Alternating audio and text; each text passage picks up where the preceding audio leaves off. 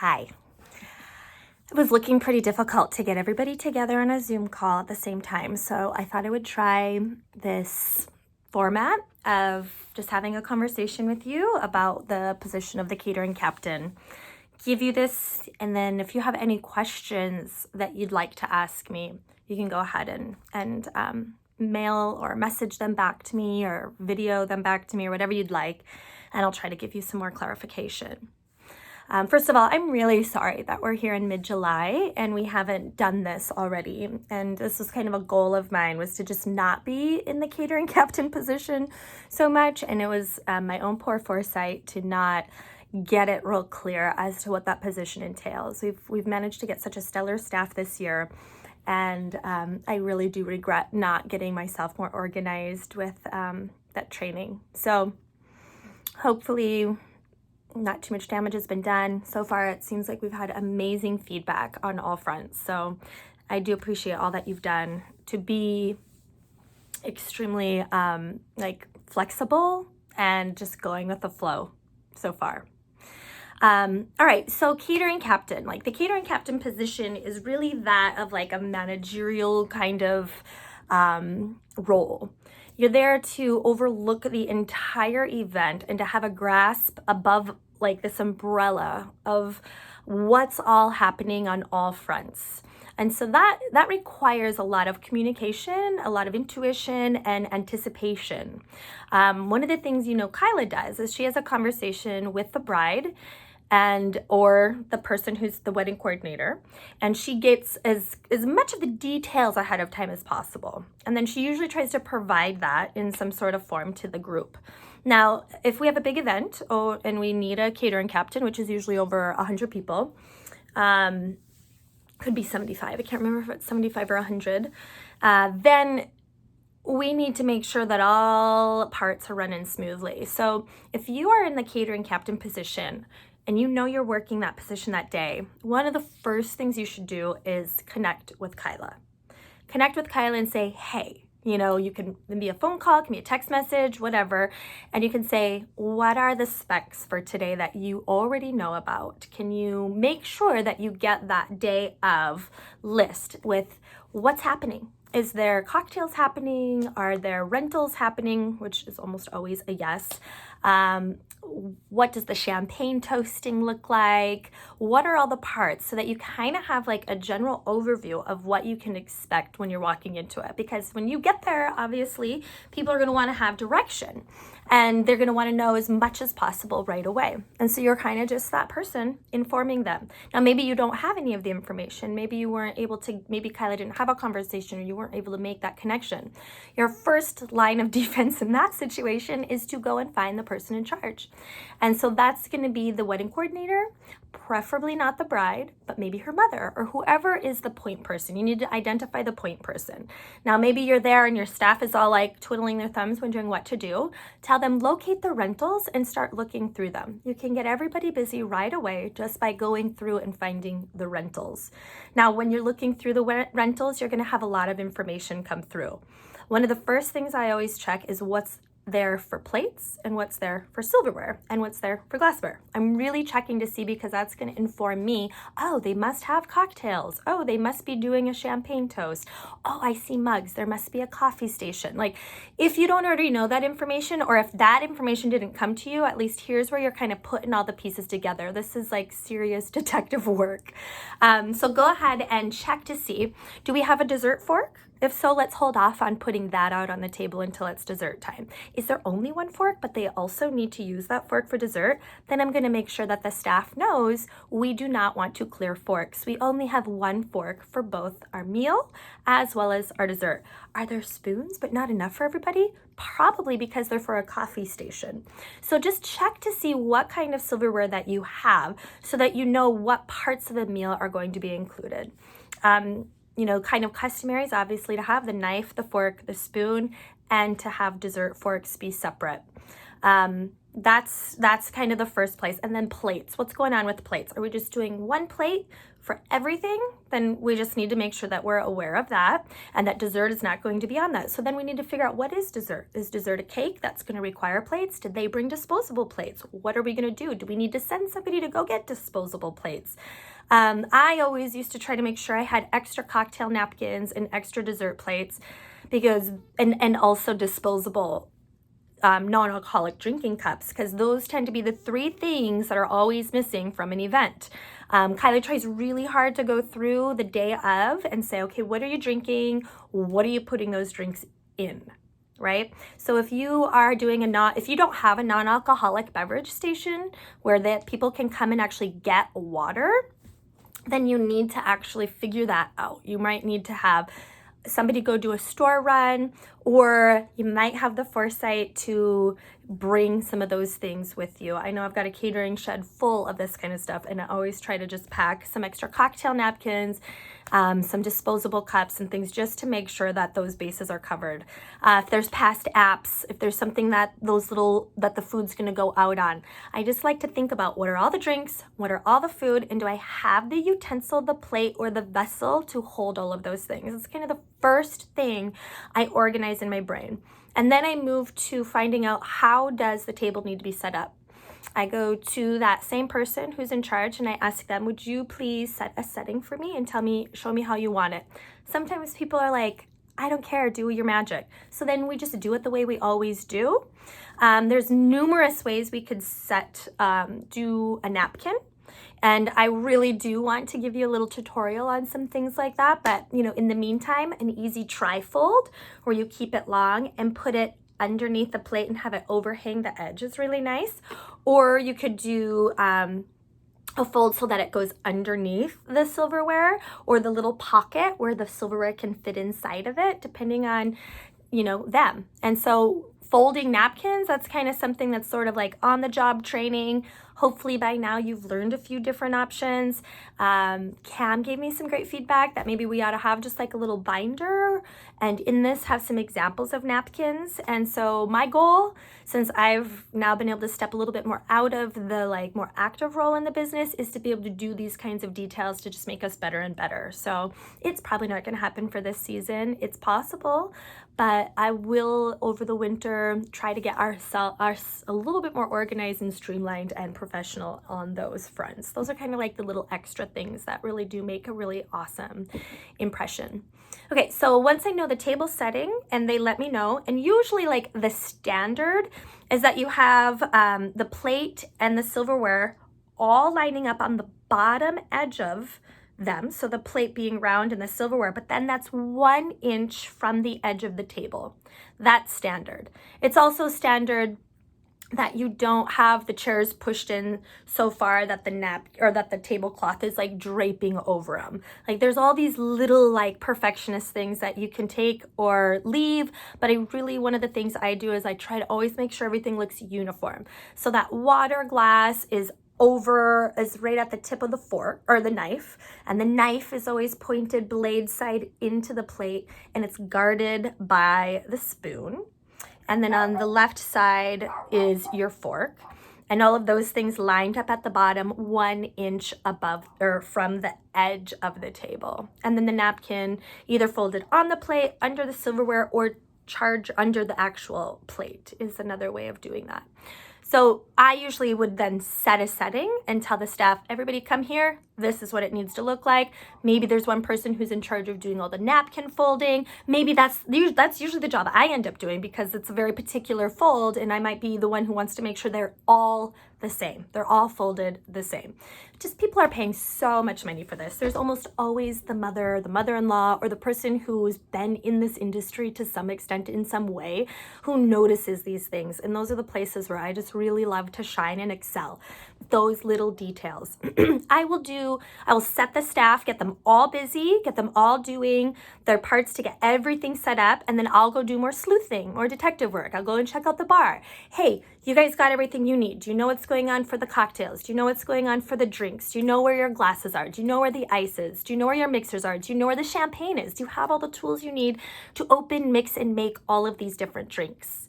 The champagne is one of those things I always check in on with the person in charge.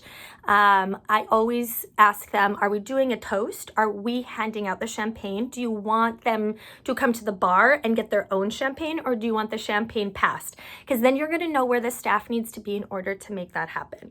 If they're all going to need to be serving champagne, then we need to be coordinating that with the bartender. Hopefully there's two and one of them gets put on champagne, and we make sure that the trays filled with champagne are going out as quickly as possible. So everybody is going to have like an all hands on deck kind of moment for that. Sometimes it's a more casual thing and they just want the champagne at the table with the champagne glasses, or sometimes they just want a champagne station where you set up the champagne. Those who want it will go and get it, but you always deliver it to the bride and groom and usually the wedding party. You give them like a little bit of a special touch. So once I know what the tables look like, and I know if we have all the parts for all the food and all of the courses and all of the drinks, and then I know my champagne, and then I start looking at the itinerary and I figure out our flow for the whole evening. I need to make sure that I've got all of the people that I need where they need to be, especially during the times where we need to be quiet. So we need to be quiet during the ceremony. And so that's a time where we're all just like in a spot where we're not shuffling around. Hopefully the ceremony's in a different area than where we're setting up tables, and we can set up tables very, very quietly, no chit chat, no talking. But like we're doing that behind the scenes work while the ceremony's happening, as long as we're able to do it very, very quietly.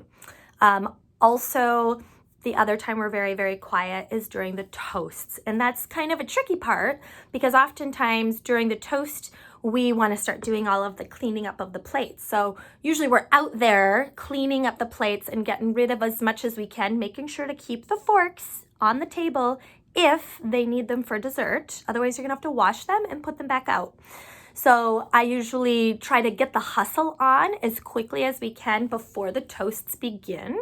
But oftentimes you just have to stop once the toasts begin, and that's when we can go and do stuff in the kitchen quietly, as long as it's not too close to the talking or clanking and we're able to keep our voices really low. Or that's a time to go out and have staff meals. I haven't been to any events this summer. I know it's been Shane's goal to feed everybody before the event.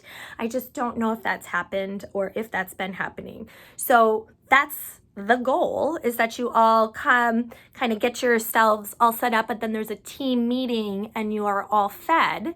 And then you don't have to worry about that later. But if that's not what's happened, then during toast is usually when we need to do the feeding. My kids are about to come in, so I'm sorry for the interruption. So then it's just really getting, like, you are not a server when you're a catering captain, but you might be you're more doing the parts of everything. I'm on this video, so make sure that you don't interrupt.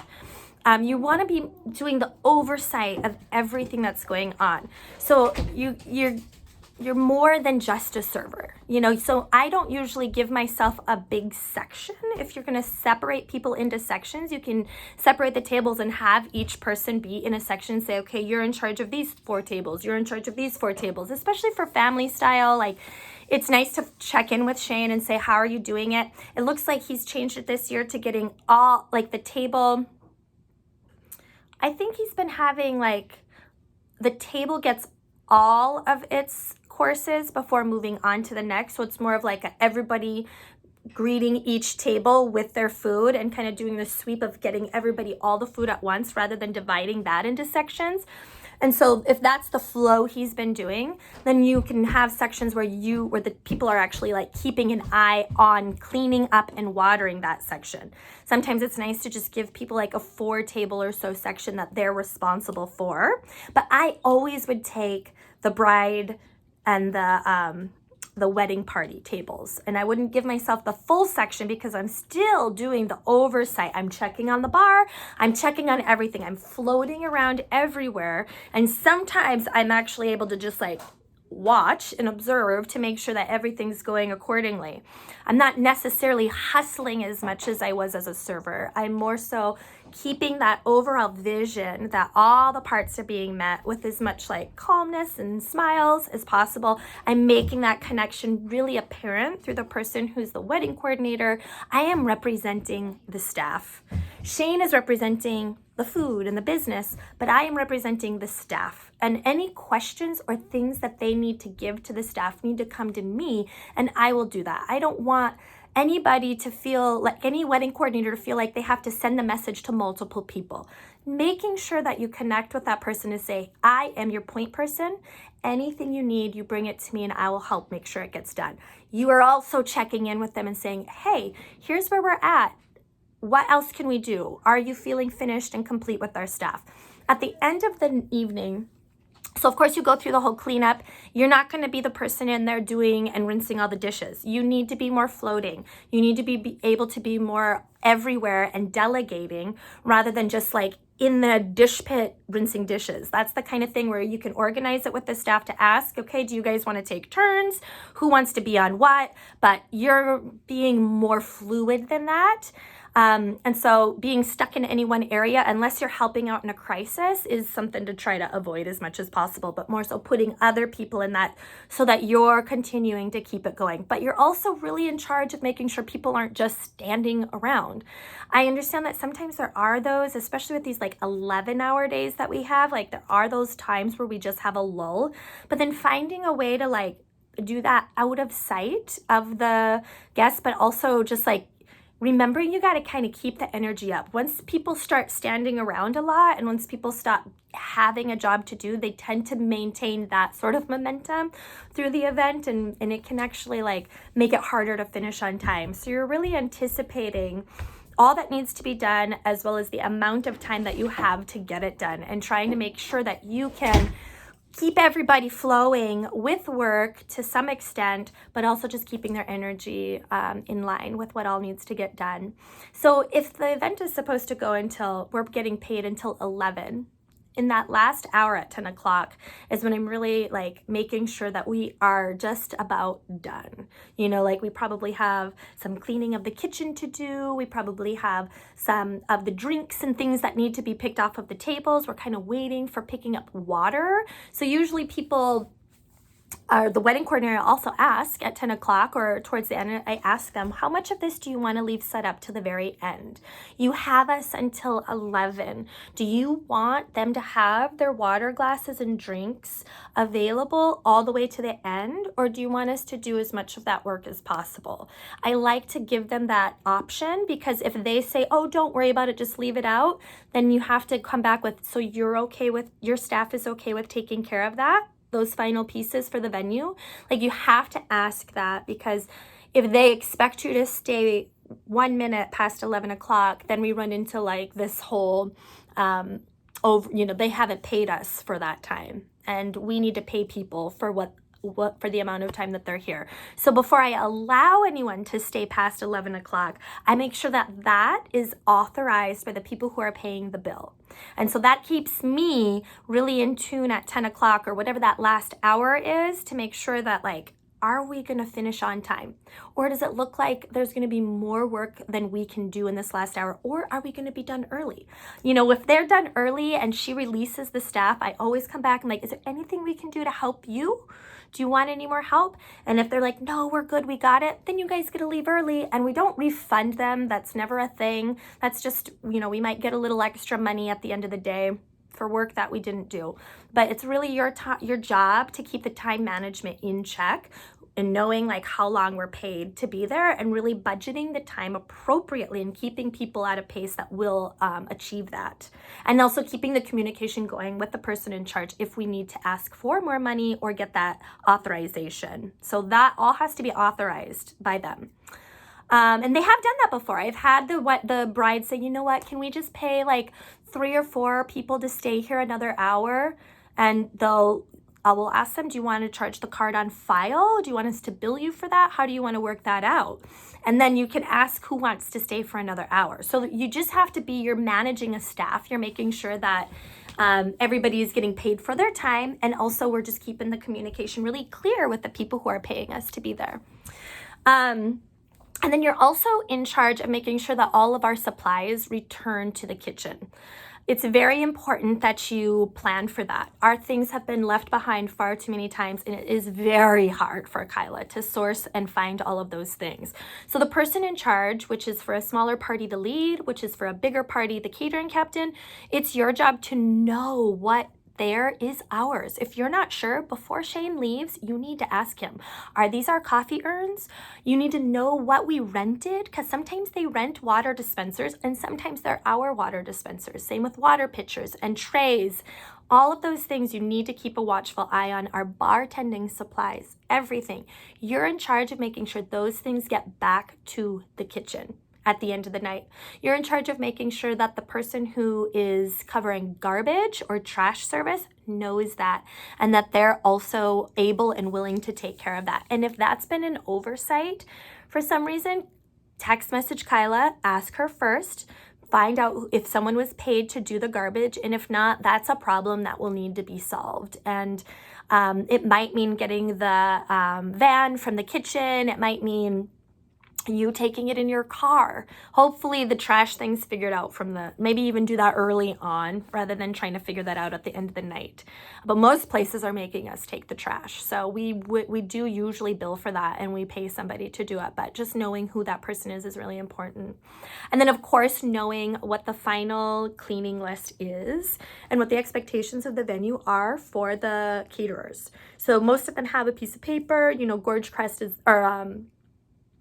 Mount View Orchards is very particular. They've got, this is the time you have to be done. This is what needs to be done. So you're just making sure that that happens. You're the last person to look through everything, and you're basically giving it your stamp of approval on behalf of the company and of the business. You're making sure that you feel good about how we've left it and that we're going to have a really awesome recommendation or impression that we've made on these people based on how we've left it. You're also just making sure that the staff is dressed appropriately, that they're there on time. If they're not, you're messaging people, you're finding out where the staff is, and if in a crisis you need to get somebody else in there, you're also doing that. That's your job. Your job is to make sure everybody's there. If they're not there on time, if someone comes an hour late, you need to know that because they're not going to get paid for that hour. So you got to think of all of those parts of being in charge of a crew means knowing who's there and how many hours they were actually there. And, I've had people come and drink and get drunk. And then at that point, it's you got to leave. I've sent people home for that. If they're stoned and drunk and making a bad impression, they got to go and they're not going to get paid for that. You have to be okay with being assertive and holding that level of authority with people too.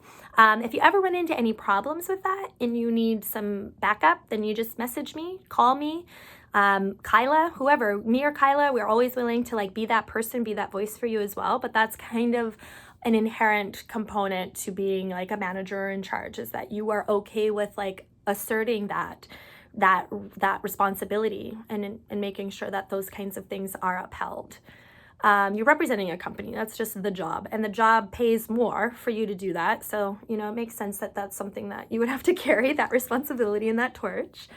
I guess the main questions that I think come up often are how do we take care of all of the end of the day cleanup if people are still dancing and having a good time, but you want to make sure that they have water. And that's really just from clear communication with the wedding coordinator and just asking them, to what extent can we break this down? Do you want us to break down the tables while they're dancing? Maybe we leave 3 tables. You're just sitting there, you're actually just working those things out kind of as they go, as that voice with the person in charge. And if nobody's in charge, which so far has never happened, you're making those calls. And you're just making them based on how you've seen it be done before. I